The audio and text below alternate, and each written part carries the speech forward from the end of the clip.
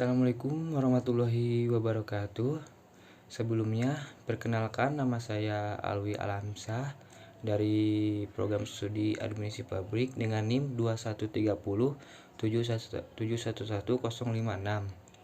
Nah, di video kali ini saya akan menjelaskan tentang perbandingan kebijakan moneter yang ada di Indonesia dan di Cina.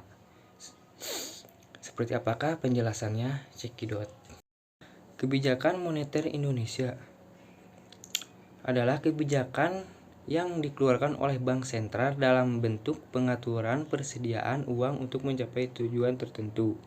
Tujuan utama dari kebijakan moneter adalah mencegah terjadinya peningkatan uang beredar secara berlebihan atau sangat kurang.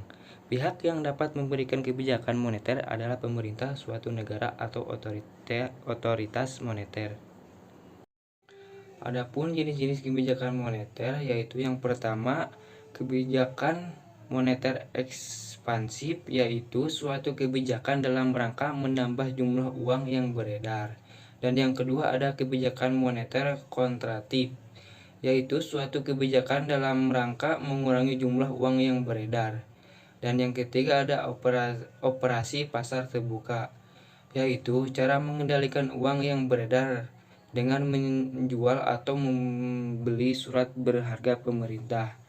Dan yang keempat ada fasilitas diskonta, yaitu pengaturan jumlah uang yang beredar dengan memainkan tingkat bunga bank sentral pada bank umum. Dan yang kelima ada rasio cadangan wajib, mengatur jumlah uang yang beredar dengan memainkan jumlah dana cadangan perbankan yang harus disimpan pada pemerintah. Dan yang terakhir ada imbauan moral, yaitu kebijakan moneter untuk mengatur jumlah uang yang beredar dengan jalan memberi imbauan kepada pelaku ekonomi. Adapun tujuan dari kebijakan moneter di Indonesia yaitu untuk mencapai dan memelihara kestabilan nilai rupiah. Tujuan ini sebagaimana yang tercantum dalam Undang-Undang Nomor 33 Tahun 2004 Pasal 7 tentang Bank Indonesia. Nah, sedangkan kebijakan moneter di Cina yaitu untuk menjaga nilai renminbi, mata uang resmi Republik Rakyat Cina, stabil dan kontribusi pada pertumbuhan ekonomi. Kebijakan moneter menyangkut tindakan bank sentral atau otoritas pengaturan lainnya yang mengadopsi untuk mengelola dan mengatur mata uang dan kredit untuk mencapai tujuan ekonomi makro tertentu. Adapun alat dari kebijakan moneter di Cina yaitu yang pertama ada operasi pasar terbuka, yaitu merujuk pada kebijakan bank sentral dalam membeli dan menjual obligasi pemerintah. Dan yang kedua itu ada kebijakan cadangan deposit, yaitu bank sentral memberikan rasio cadangan deposit pada deposit bank sentral. Dan yang ketiga ada pinjaman bank sentral, yaitu yang mengacu pada bank sentral untuk menggunakan basis moneter untuk bank khusus.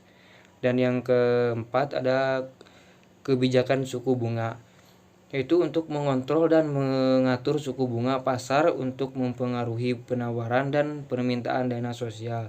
Dan yang kelima ada kebijakan nilai tukar, yaitu untuk mengontrol ekspor pakan dan arus modal untuk mencapai tujuan neraca pembayaran internasional. Dan yang terakhir ada fasilitas pinjaman permanen, yaitu operasi likuiditas jangka pendek dan digunakan ketika ada fluktuasi sementara dalam likuiditas sistem perbankan. Adapun tujuan dari kebijakan moneter di Cina yaitu yang pertama ada untuk memenuhi prioritas dalam mata uang nasional dan memperluas penggunaan renminbi lintas batas. Dan yang kedua ada mempromosikan konvertibilitas akun modal dalam RMB.